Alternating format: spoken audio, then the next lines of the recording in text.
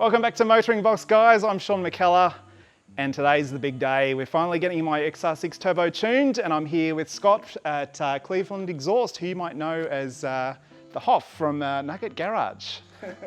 Thanks for having me here, mate. No worries, mate. So tell us a little bit about yourself. If anyone doesn't know about Nugget Garage, what's it all about? No, it's a channel me and a mate started about, I don't know, 3 years ago, I think it is. It's supposed to be doing budget cars and just mucking around being idiots and putting a camera in front of us, but Chris has since left and it's now turned into a bit of a, I don't know, dyno tuning, motor racing. I'll still get back into the projects, I've just... And you got some interesting ones too. Yeah. I especially like that Supra you got. I think it's got a yeah, 1VZ over the last 2 years we did a remote mount turbo V8 Supra with the 1UZ, V12 Cressida, turbo Commodores. We did a whole heap of stuff in 2 years. Actually, probably, I think it was 8 cars in 2 years I built. Shit. Busy, you got a lot on. So obviously, I think you're a bit of a Toyota man, judging by the cars and your engine choices. I'm sorry to bring another Barra into your workshop. I definitely am a Toyota person. I've had Corollas and whatnot for my whole life, and my engines of choice are 2Js, 3RZs, 1UZs obviously. But been tuning a lot of these lately and it's hard not to like them. Now obviously this engine is fairly stock. We've got a couple of bolt-ons on it. It's not going to make anything sky high. If I can get 300 kilowatts at the wheels, I'll be happy. What are you sort of thinking? So did you say you did valve springs? And It's got valve springs, it's got injectors, it's got an intercooler, Yeah. it's got all the typical sort of bolt-on things. It's got a Haltech. being the BA BA, yep. turbo engine, they're apparently not as strong in the rod department.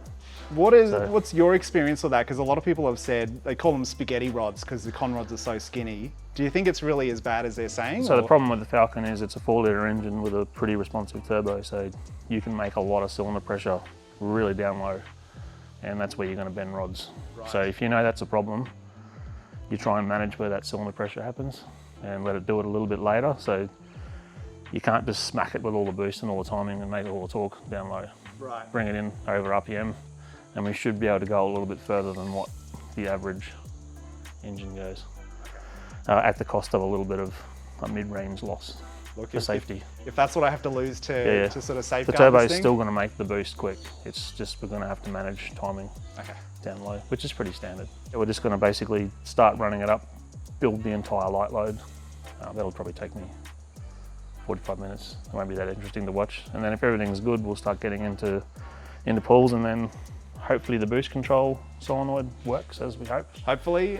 And then from there it should be pretty easy. It's still got the stock wastegate flapper on it as well, which I've heard can It might sometimes creep the boost up a little bit before it sort of brings it back. But which is not totally the end of the world, as long as it doesn't end up somewhere stupid like 20 pounds of boost or something. okay. If it does that, then there's nothing you can do about it. You've got to pull it apart, enlarge the size of the hole on the flap, or put a restrictor in the exhaust. Right. Okay. Well, we'll see what happens. Let's get straight into it, I suppose. No worries. Our journey with the XR6 Turbo has led us here to Cleveland Exhaust. As the name suggests, they've been serving Brisbane and the Bayside area since 1986 with custom-made exhaust systems, manifolds and tow bar fitment. But they've also got a full in-house tuning service with a Dynotech hub dyno and a Dyno Dynamics 2-wheel drive roller dyno. Hoff can also tune any vehicle you like, catering for all the popular ECUs on the market, including Motec, Link, Microtech, PCM Tech, and also the one we're using today, Haltech. Hoff is also the face of Nugget Garage, which is in my opinion one of the best Australian automotive YouTube channels to have been launched in the past 5 years. And to be standing here in the workshop and have him about to tune my car is an absolute honour. This car came factory fitted with the mighty Barra 240T, which as the name suggests was packing 240 kilowatts of power. But the way dynamometers measure power is from the rear wheels, or the rear hubs in this case. And due to power loss through the drivetrain, it's generally accepted that the Barra 240T develops around 180 rear wheel kilowatts in standard form. So today's mission is to find out just how far our bolt-on modifications will take us, and whether this 17-year-old engine with a checkered past is going to be able to handle it.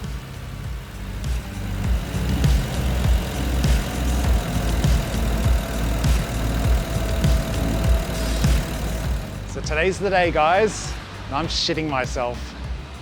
Hoff's just doing some steady state tuning at the moment, so getting it all running nice and smoothly before we run onto those big high power runs.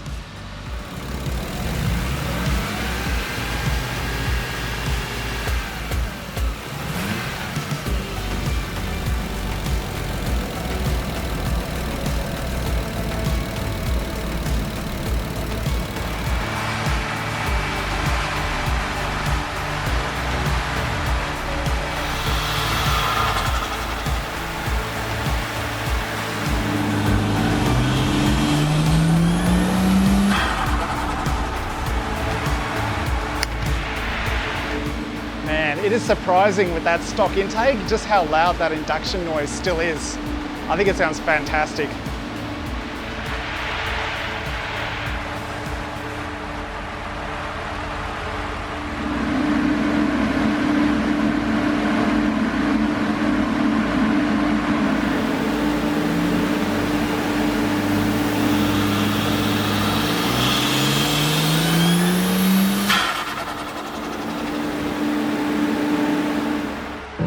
But just as Hoff was starting to get into it, there was a problem. So it's spiking to 20 psi as soon as it boosts, and then coming back, which is what I wanted to do. So What can we do about that? I'll have a look how you've got it plumbed, and like it's not creeping, it's just going straight to 20 and then coming back, which is really weird.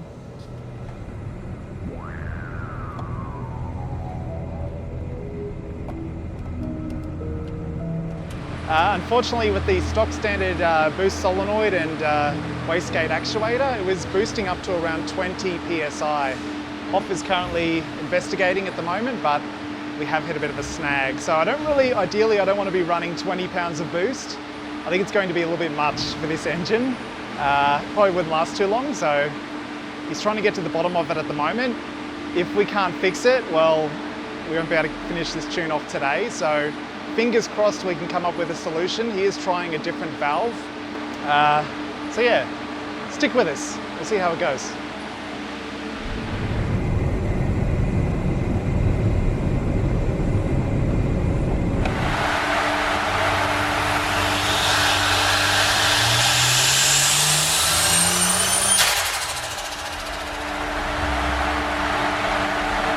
Right guys, situation update. Hoff reckons the turbocharger on this thing actually has an updated wastegate.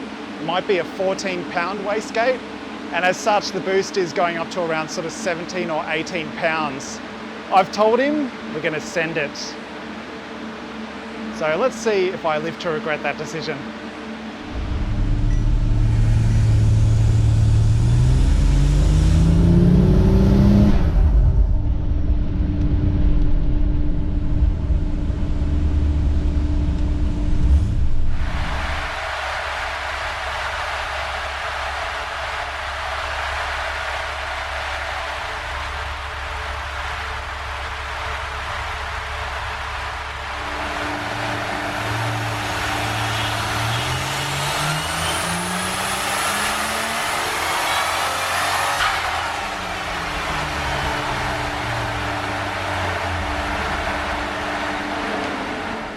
Oh well, good news. Whatever was causing the actuator to not work has just moved. Oh really? And now the boost actually falls down to like 12. Okay, so what's it maxing out at? It peaks at about 16 and falls to about 12. Okay. So now we might as well put this back on and make it hold 16. Awesome. I don't know what's moved. Something moved and now it's doing shit. So like I said, it has been sitting for quite a while. That has anything to do with it? Yeah, those last 3 pulls it made less and less and less. So hopefully that's fixed itself. What a mystery. And with that, Hoff decided to fit the Mac valve again and see if we could get the car to hold maximum boost all the way to the red line.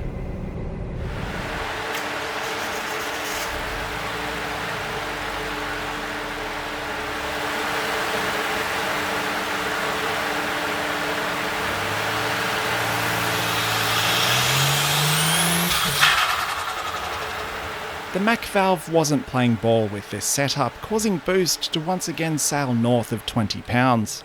So with Hoff's guidance, we decided the best course would be to run off the wastegate alone for today's tune. This means a solid 16 pounds of boost up to 5,000 RPM, but then tailing off down to around 12 pounds by 6,000 RPM. Not ideal of course, but not terrible either.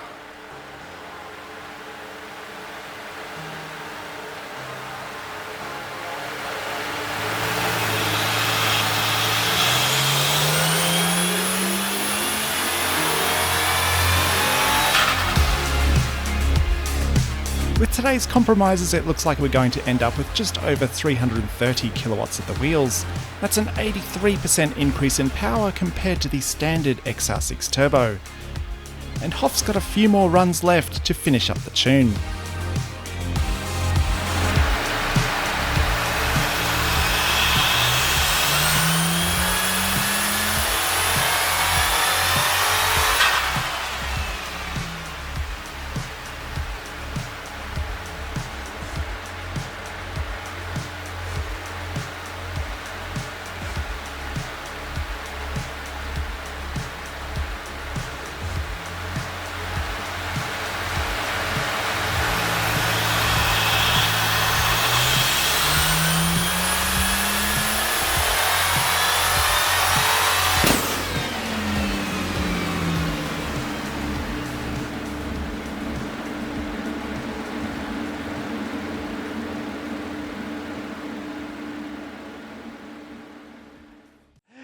All right, guys, so you would have seen a little bit of drama there at the end. That was the hose coming off the bottom of the intercooler. But we've made 332 kilowatts at the wheels, which is 32 kilowatts more than what I was hoping for, but not without problems, Hoff.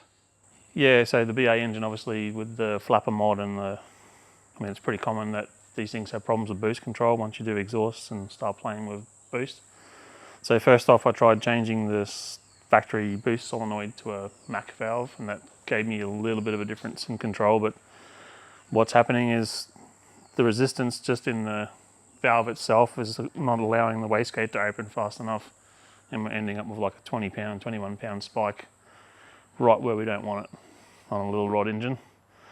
So the only real sort of alternative we could do is just run it straight off the wastegate, so there's no boost control solenoid at all, which gives it about a 16 pound boost spike in the middle, and unfortunately it falls to about 12 pounds of boost by 5,800 revs.